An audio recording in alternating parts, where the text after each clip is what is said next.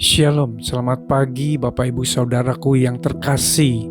Bersyukur kepada Tuhan atas kasih dan anugerahnya dalam hidup kita pagi ini.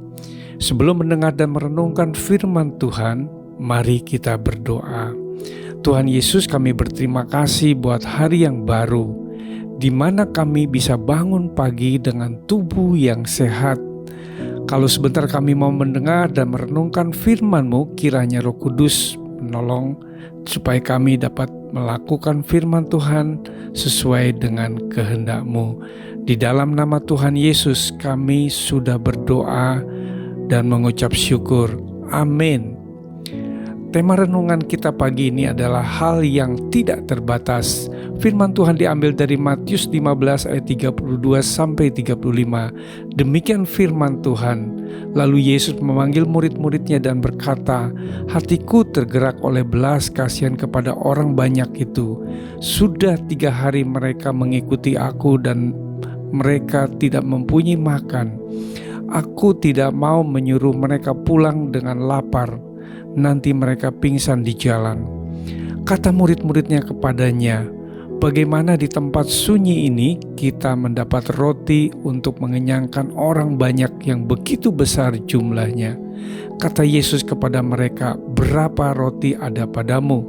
"7," jawab mereka, "dan ada lagi beberapa ikan kecil." Lalu Yesus menyuruh orang banyak itu duduk di tanah. Bapak, Ibu, Saudaraku, hal-hal yang terbatas apabila diserahkan ke dalam tangan Tuhan menghasilkan hal-hal yang tidak terbatas. Seringkali kita membatasi diri dengan bersandar kepada kemampuan diri kita sendiri, serta mengabaikan kuasa Tuhan yang tidak terbatas. Karena kita terlalu bergantung pada kemampuan diri sendiri, maka berakibat kita sering merasa putus asa ketika menghadapi tantangan yang lebih besar daripada kemampuan kita yang terbatas. Kalau kita sadar bahwa diri kita terbatas dan mau menyerahkan diri dan bergantung kepada Tuhan, sesungguhnya Tuhan sanggup memakai diri kita untuk melakukan perkara yang jauh lebih besar daripada keterbatasan kita. Tuhan Yesus menunjukkan kepada murid-muridnya sebagaimana dicatat di dalam kitab Matius pasal 15. Tuhan Yesus memberi tugas kepada murid-muridnya untuk memberi makan kepada orang banyak 4.000 laki-laki, tidak termasuk perempuan dan anak-anak. Murid-muridnya merasa tidak berdaya sebab dengan keterbatasan apa yang ada pada mereka, hanya 7 roti dan beberapa ekor ikan kecil. Tetapi sesudah mereka menyerahkan bekal yang terbatas itu kepada Tuhan Yesus, maka Tuhan Yesus menjadikan roti dan ikan itu berlimpah-limpah secara ajaib.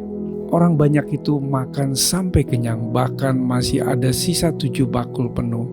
Ini berarti hal yang terbatas bila diserahkan ke dalam tangan Tuhan, Tuhan dapat mengubah menjadi hal-hal yang tidak terbatas. Saudaraku, pada saat kita diperhadapkan pada situasi yang sulit di mana kita merasa tidak mampu untuk melakukan apapun, kita hanya terpaku pada masalah dan tidak menyadari bahwa sesungguhnya Tuhan Yesus ada bersama dengan kita. Saudaraku, dulu saya punya pemikiran yang salah terhadap diri sendiri. Saya membatasi diri sendiri dengan lebih percaya kepada suara hati saya daripada suara Tuhan, sehingga hal-hal yang terbatas menguasai hidup saya. Merasa tidak bisa, merasa tidak mampu, mudah putus asa, mudah menyerah.